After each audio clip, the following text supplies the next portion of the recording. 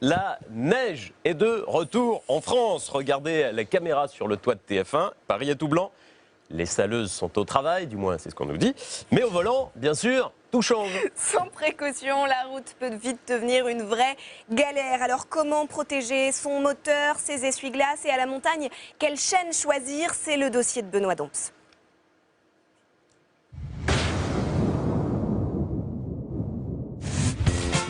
Ah, la montagne! Son air pur, ses pentes enneigées, que du bonheur.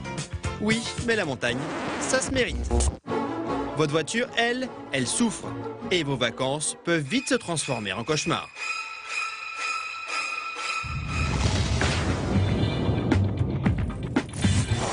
Parfois, ça patine et la seule solution pour s'en sortir, c'est les chaînes. Mais alors, lesquelles choisir? Alexandre est actuellement en vacances au ski. Il a accepté de nous donner son avis. Bonjour Alexandre. Bonjour. Ça va? Ça va. Franchement? Franchement, oui. Voilà les chaînes qu'on va vous faire essayer. Bon. Premier modèle, la chaîne en métal classique. Deuxième modèle, la chaîne à neige textile. Alexandre se lance et dès le début, c'est mal parti.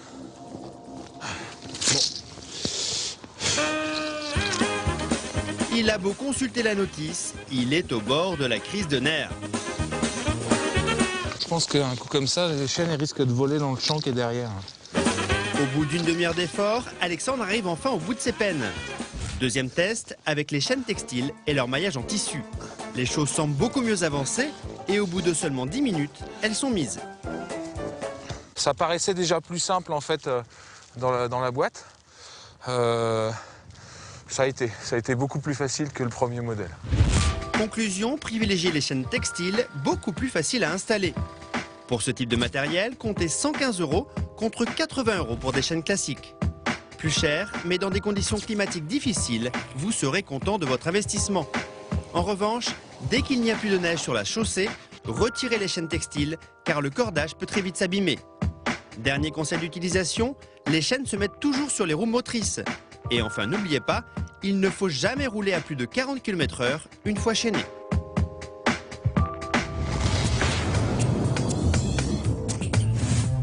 Pendant que vous profitez des pistes, votre voiture souffre. Du coup, au moment du départ, elle pourrait vous le faire payer. À votre arrivée, première chose, bien lever vos balais d'essuie-glace. Ça vous évitera d'endommager carrément la raclette. Et souvent à la mise en route, si le balai est collé au pare-brise, vous endommagez votre moteur d'essuie-glace. Le deuxième réflexe, quand vous arrivez en station, la première chose qui risque, c'est votre batterie. Donc n'hésitez pas à mettre en route votre moteur pour une meilleure recharge. Vous le laissez tourner suffisamment de temps tout au long de votre séjour. Démarrez assez régulièrement. Vous laissez tourner 10 minutes pour réchauffer l'intérieur du véhicule. Ça vous permet de dégeler un petit peu et de faire recharger votre batterie.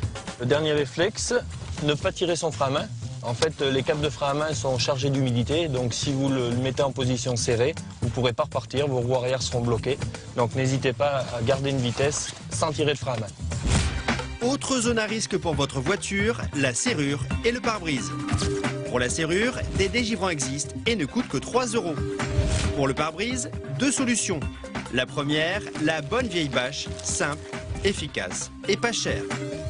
Deuxième solution, les sprays dégivrants. Couplés à une raclette équipée d'une moufle, vous retirez neige et gel en seulement quelques minutes. Donc, pour passer de bonnes vacances au ski, voici nos conseils. Tout d'abord, choisissez une paire de chaînes faciles à monter et n'hésitez pas à vous entraîner avant de partir. Deuxième conseil, pendant le séjour, faites tourner régulièrement votre moteur pour que votre batterie ne se décharge pas. Et enfin, investissez dans des produits dégivrants pour éviter d'avoir à gratter pendant des heures au moment du départ.